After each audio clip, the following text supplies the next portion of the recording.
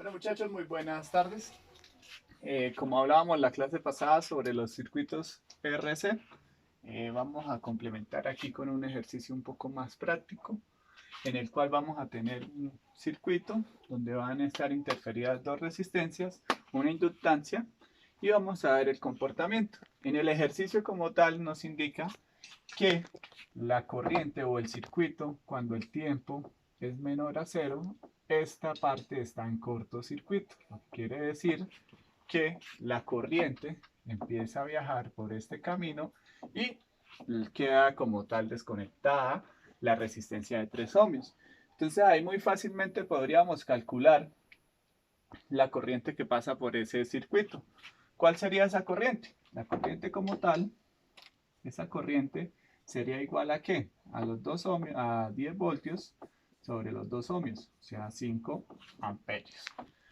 Esa corriente que pasa ahí va a ser llamada como tal, como esta corriente, la I sub 0, que es la corriente inicial, la corriente que existe en ese circuito a través o antes de que se vea alterado. Vamos a ver cómo efectúa el fenómeno transitorio cuando el interruptor pasa después de un tiempo menor a cero, pasa a estar abierto.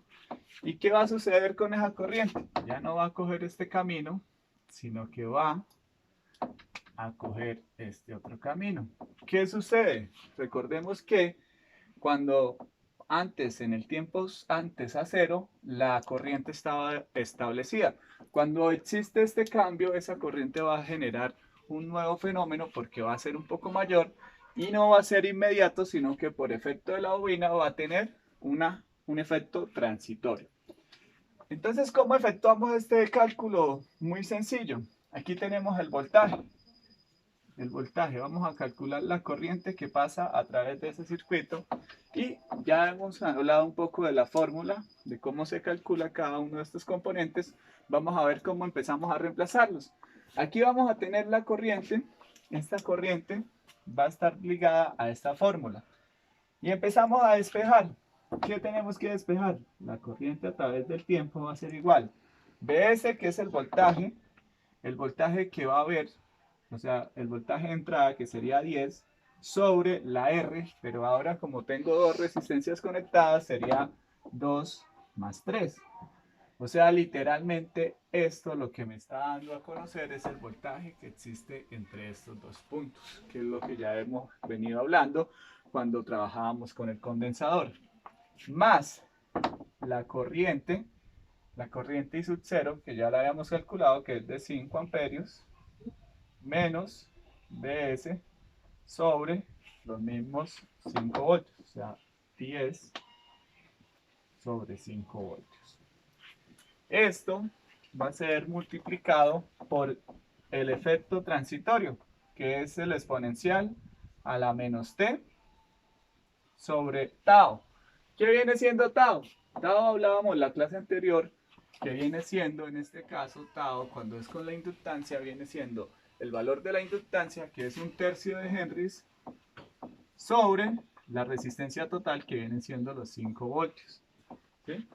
Entonces aquí tenemos 1/3 sobre 5 voltios.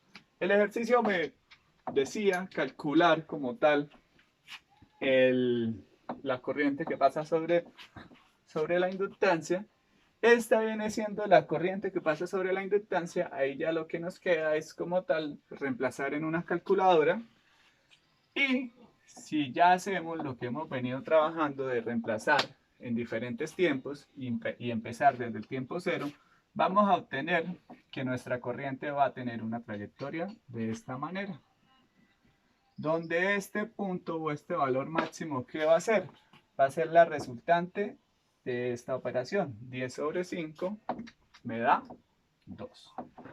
Entonces vamos a ver que va a pasar de 5 amperios a disminuir a 2 amperios. Entonces aquí me quedó mal la gráfica, sino que va a tener una transitoria de que, miren aquí, de que arranca en 5 amperios y pasa a 2.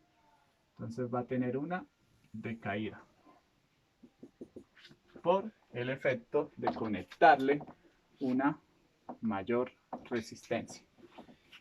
Pues muchachos, entonces esto era para hacerles una pequeña introducción sobre el ejercicio. Cualquier duda o cualquier inconveniente lo vamos a hacer tocado en la próxima clase. Muchas gracias.